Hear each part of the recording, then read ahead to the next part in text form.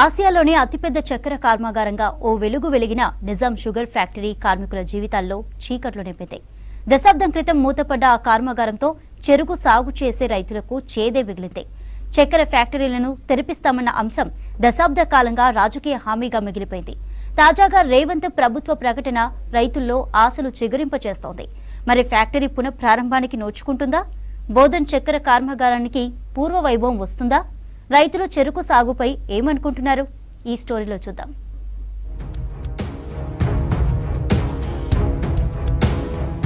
నిజామాబాద్ జిల్లా బోధన్లోని Nizam sugar factory ఆసియాలోని అతిపెద్ద చక్కెర కర్మాగారంగా గుర్తింపు తెచ్చుకుంది.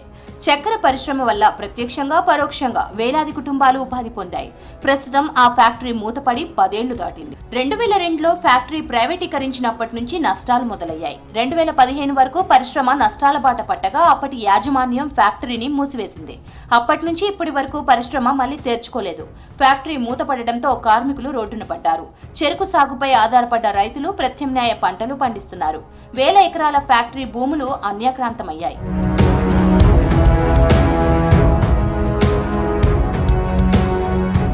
మూతపడిన ఫ్యాక్టరీ తిరిగి తెరిపించే విషయంలో కార్మికులు, రైతులు అనేక ఉద్యమాలు చేశారు. 10 ఏళ్లుగా జీతాలు లేక కార్మికుల కుటుంబాలు రోడ్డున పడ్డాయి. తినడానికి తిండి లేక, చేయడానికి పనులు దొరక్క కార్మికుల బతుకులు ఆగమయ్యాయి. 15 మందికి పైగా కార్మికులు ఆవేదనతో, కొందరు అనారోగ్య సమస్యలతో మృతి చెందారు. తమకు జీతాలు ఇచ్చి ఆదుకోవాలని కార్మికులు కోరుతున్నారు.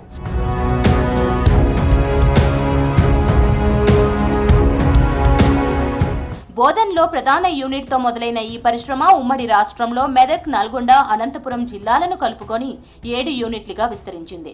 బోధన్, ముత్యంపేట, మొంబోజీపేట్ యూనిట్లు 51% ప్రైవేట్, 49% ప్రభుత్వ వాటా భాగస్వామ్యం కలిగి ఉన్నాయి.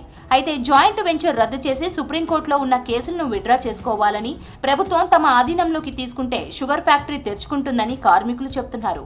ప్రభుత్వం ఫ్యాక్టరీ పునఃప్రారంభిస్తే చెరుకు సాగు చేస్తామని రైతులు చెబుతున్నారు. అయితే ప్రోత్సాహకాలు ఇవ్వాలని, చెరుకు పంటకు మద్దతు ధర, హార్వెస్టర్లు, విత్తన సబ్సిడీలు ఇస్తే సాగు చేస్తామని చెబుతున్నారు.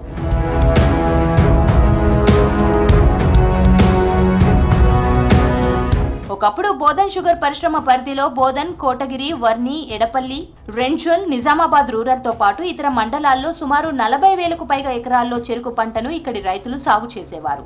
చెరుకు సాగు విస్తీర్ణం తగ్గడం, మార్కెట్లో చక్కెర కంటే ఉత్పాదన వ్యయం పెరిగిన క్రమంలో కర్మాగారాలు నష్టాల్లోకి వెళ్లి మూతపడడంతో రైతులు ప్రత్యామ్నాయ పంటలు సాగు చేస్తున్నారు. దీంతో చెరుకు ఉత్పత్తి 100 ఎకరాలకు పరిమితమైంది. ఉచిత విద్యుత్, నీటి వసతి, మద్దతు ధర, ఏడాదికి 2 పంటల సౌలభ్యం కారణంగా రైతులు వరి వైపు మళ్లారు. వీరిలో ఇప్పుడు ఎంతమంది తిరిగి చెరుకు సాగు చేస్తారనేది కీలకంగా మారింది. ఏడాది పంట చెరుకు సాగుకు కర్మాగారం యాజమాన్యంతో ఒప్పందాలు ఉంటేనే రైతులు ఆసక్తి చూపే అవకాశం ఉంటుంది.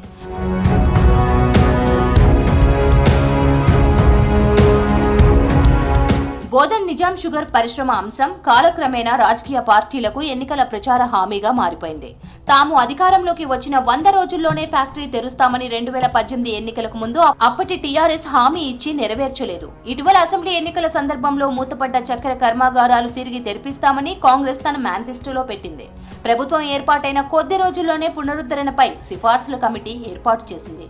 మంత్రి శ్రీధర్ బాబు, దామోదర రాజు నరసింహ నేతృత్వంలో 10 మంది సభ్యులతో కమిటీ ఫిబ్రవరిలో ఫ్యాక్టరీని సందర్శించింది.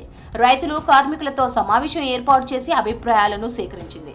సిఫార్సుల కమిటీ తన కార్యాచరణ ప్రారంభించింది. తాజాగా బడ్జెట్లో చెరుకు ఫ్యాక్టరీ పునరుద్ధరణపై ప్రకటన చేయడం రైతుల్లో కొత్త ఆశలు చిగురిస్తున్నాయి.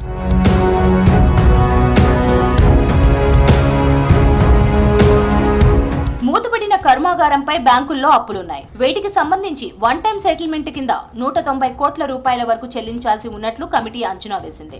కొంత విడుదల చేసి ముందడుగు వేసింది. కర్మాగారాల్లోని యంత్ర పరికరాలు మరమ్మతులతో వినియోగించేలా ఉండాలి. లేకుంటే కొత్తవి కొనుగోలుకు భారీ వ్యయం చేయాల్సి ఉంటుంది. వీటిని అధిగమిస్తే కర్మాగారాలను తెరిచి నిర్వహించే అవకాశం కలుగుతుందనే అభిప్రాయం వ్యక్తమవుతోంది.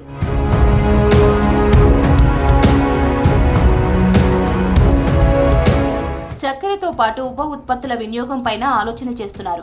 బోధన్ షుగర్ పరిశ్రమ తెరిచి ఎథనాల్ ఉత్పత్తి ప్రారంభిస్తే చక్కెర పరిశ్రమకు పూర్వ వైభవం రానుంది.